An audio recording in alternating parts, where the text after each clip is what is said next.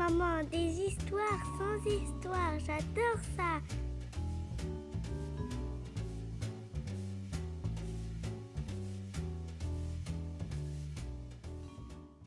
Pachur, la souris, est dans l'avion.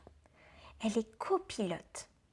Elle regarde dehors et voit tous ces beaux nuages passer. Elle croise les oiseaux, passe au-dessus des océans et voit le soleil se coucher. D'un coup, elle sent une secousse. Ça n'arrête pas. L'avion bascule à droite, l'avion bascule à gauche. Il se penche en avant et en arrière. Elle regarde sa partenaire, Moaché, qui tente de maîtriser l'avion. Pachur est ballottée dans tous les sens. Moaché lui dit quoi faire et elle suit sans se poser de questions. Elle appuie sur ce bouton-là, puis l'autre. Elle est contente que quelqu'un sache quoi faire.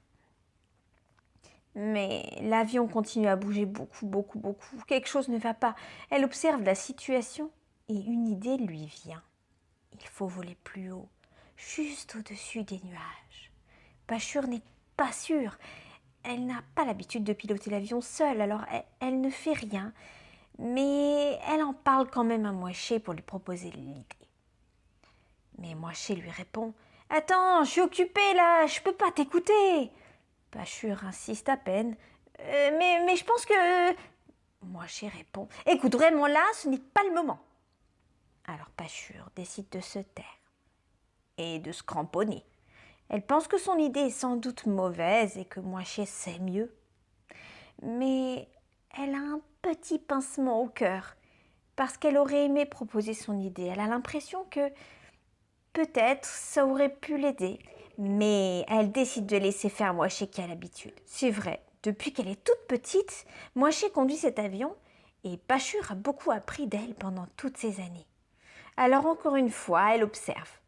Moaché essaye de toutes ses forces, mais Pachur commence à voir qu'elle perd confiance en elle.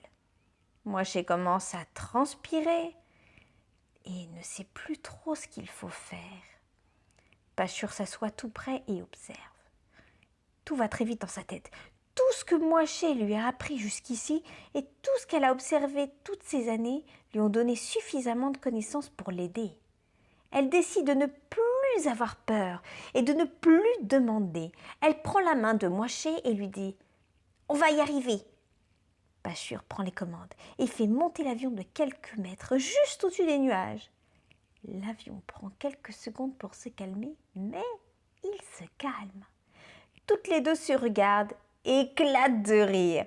Elles ont réussi en prenant de la hauteur. Moaché vient de découvrir que sa copilote était maintenant une future pilote et s'excuse de ne pas l'avoir vue avant, de ne pas l'avoir écoutée et de l'avoir considérée un peu encore comme un bébé. Pachur avait grandi, elle avait appris et avait tout ce qu'il fallait en elle pour maîtriser toutes ces situations. Se protéger et protéger les autres. Elles passèrent le reste du vol à discuter de tout cela, à rigoler. Et Pachur prit les commandes pour piloter l'avion. Et grâce à ça, Moaché a pu s'endormir et se reposer. Et Pachur avait enfin eu la possibilité de piloter. Elle atterrit parfaitement à l'aéroport de Fromagis, la capitale de la dent dure. Depuis ce jour-là, Pachur a un surnom. Pas sûr, mais sûr quand même.